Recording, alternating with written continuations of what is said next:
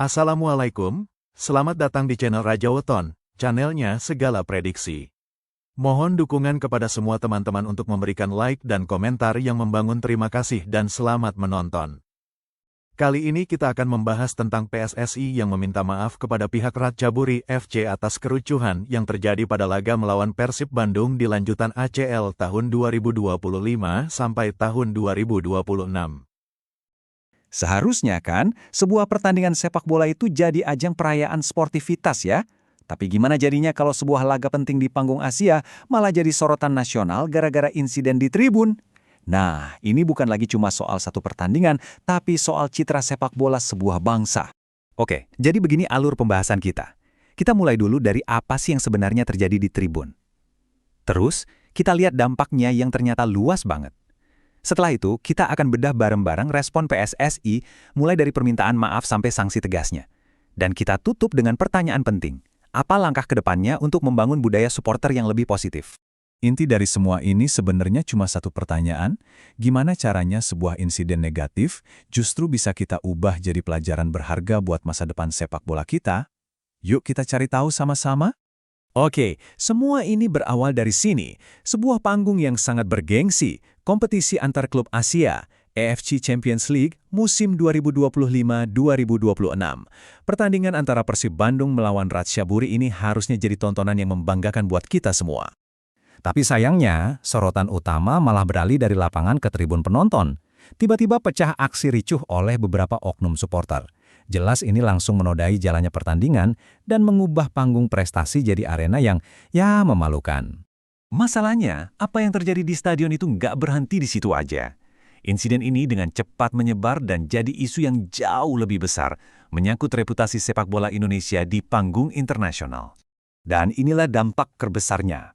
Kejadian seperti ini mau nggak mau langsung mencoreng citra sepak bola kita di mata dunia. Ini bukan lagi sekedar masalah internal klub, tapi udah jadi cerminan bangsa.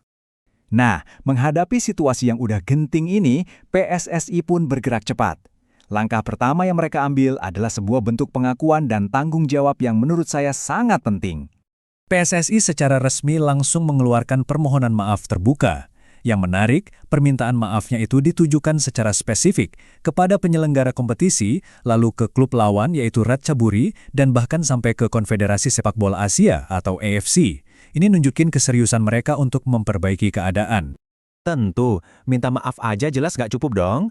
PSSI pun segera menindaklanjutinya dengan aksi yang lebih nyata, yaitu sanksi disipliner yang tegas. Ini sebagai bentuk konsekuensi sekaligus pembinaan.